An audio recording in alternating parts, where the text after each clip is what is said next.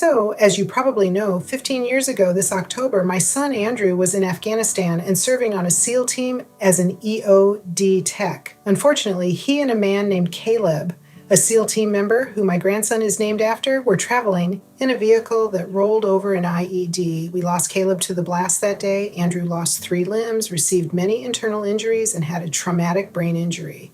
On that day, Andrew began a long journey towards healing, both physically and mentally. You can do absolutely nothing that will prepare you for something like this.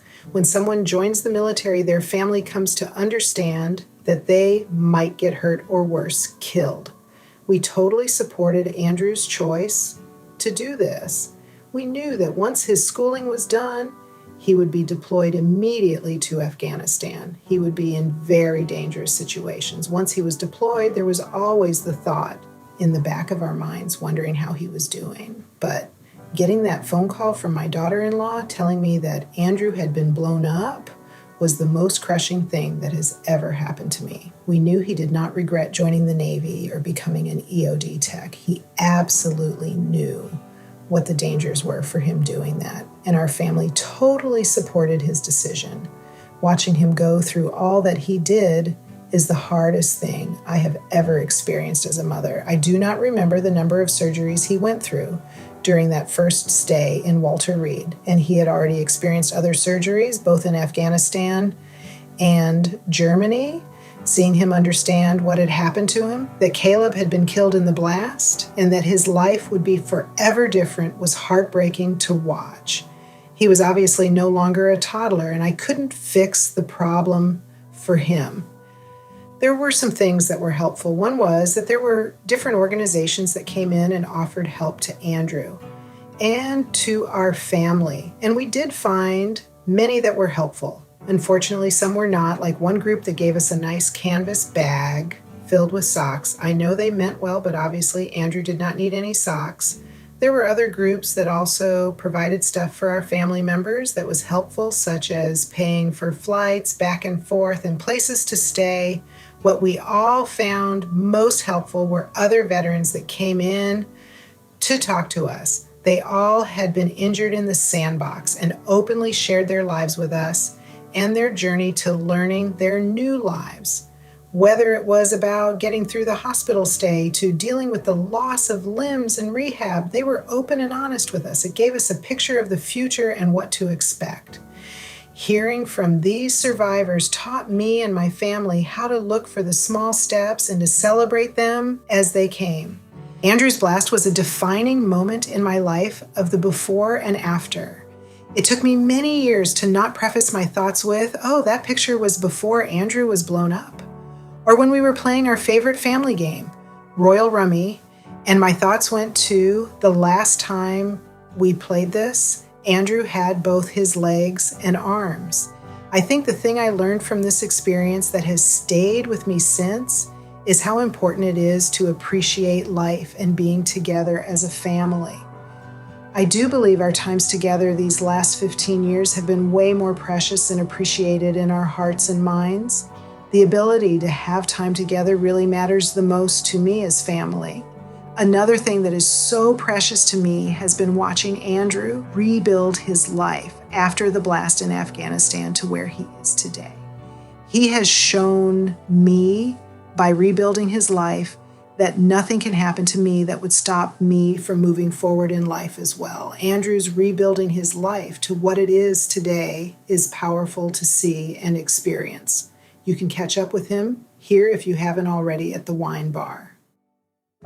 There is one more organization that helped us during Andrew's first hospital stay and continued to do so long after that I did not mention yet.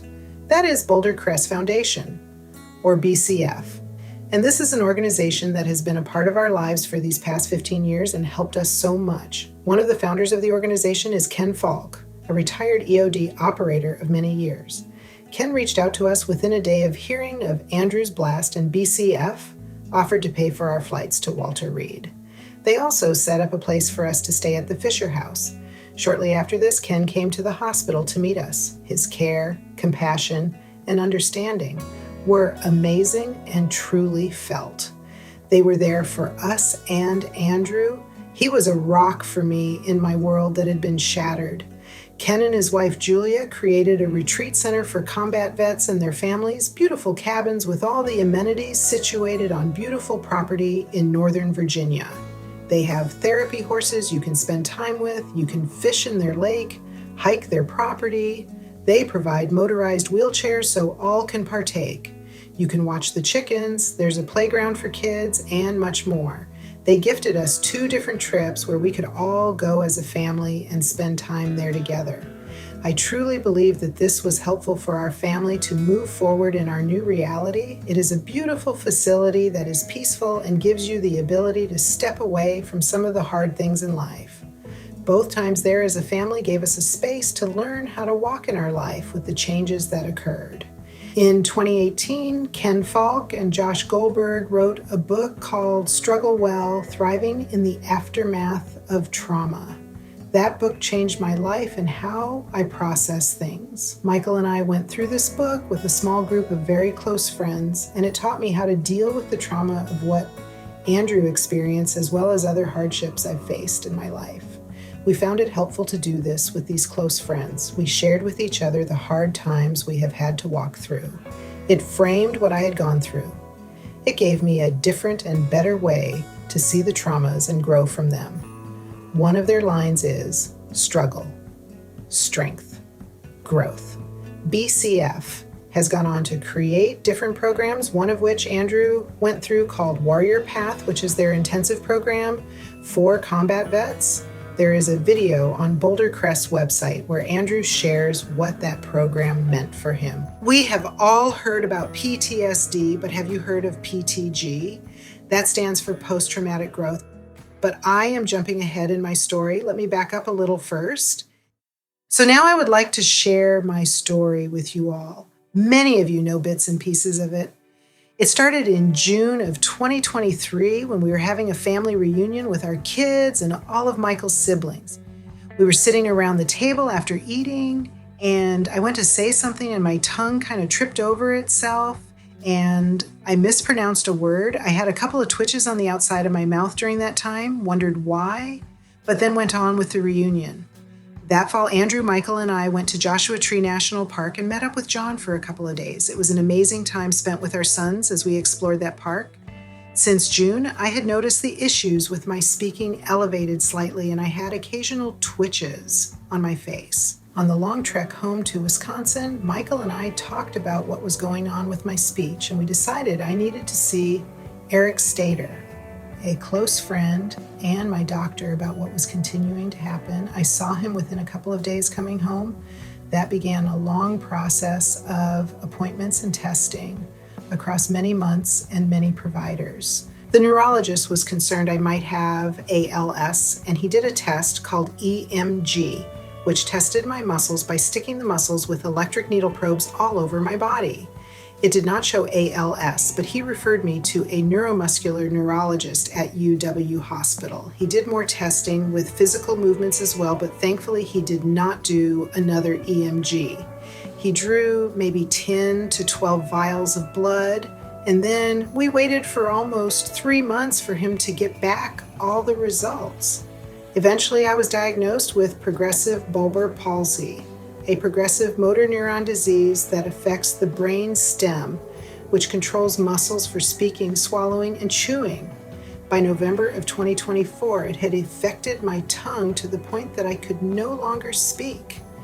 I now use a text-to-speech app on my phone or iPad. I was able to swallow effectively longer, but the effectiveness of doing that diminished, and I no longer drink or eat by my mouth. Last fall, I had a feeding tube inserted, and that is the way I take in water and nourishment. My drooling continued to worsen over time. It has affected my respiratory system and also sometimes affects my emotions. Sometimes I laugh or cry in a way that is extremely disproportionate to the situation. Obviously, this has affected my life and function.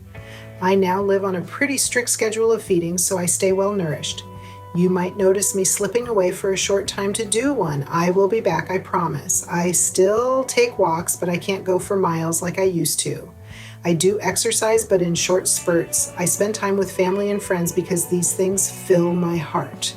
In those first moments after getting my diagnosis, I was honestly stunned. I never saw my life possibly ending sooner than I expected.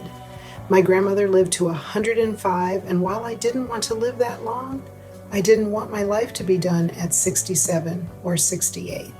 Grieving and being very sad followed very closely on being stunned. I remember putting on a front that I was strong and fine. But my inside thoughts were constantly wondering, how long will I be alive? I know now that I was actually depressed and angry, but tried to hide it. I didn't have the words to describe what I was feeling then. Unfortunately, Michael felt the brunt of those thoughts sometimes, and I am sorry for that. I am grateful he has been beside me every step of this journey. Around the time that I got the diagnosis, Mimi and Josh had moved to Wisconsin with their family and bought a multi-acre piece of property 20 minutes away. The home was over 100 years old and needed some attention.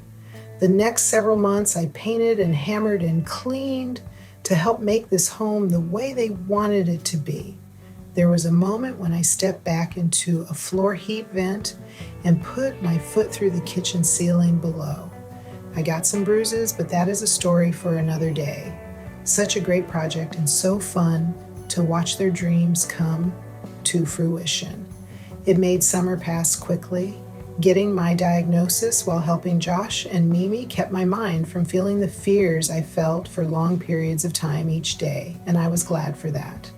Once my time helping Mimi was done in the fall, I fell into a depression. I didn't want to be with people except my immediate family. Life wasn't what I hoped, and I was scared. There was so much in life I wanted to do, and I did not see this coming at all. I was grieving for those things I wanted to do yet and won't be able to do. As I talked about earlier, our family learned from the book Struggle Well after Andrew's blast. And as you all know, life is full of ups and downs, and I have had more opportunities to apply what I learned from the book. No one gets away without having some hard times in this life. It is just a matter of when it happens. Many of you have walked through these times with me. I had a mom who had dementia for 10 years, and the last 5 she did not recognize me as her daughter. My dad had a stroke while we were talking on the phone together. They both passed away within 7 months of each other. What I had learned from Struggle Well helped me walk through those hard times. This is life, and we have a choice how we will move through those times. But as I shared previously, I did not immediately jump to that with the diagnosis I received. I walked through several months of just not knowing what to do. Then in January of 2025, Mimi and I met in her office, and she asked me questions on how I was doing and what I was feeling.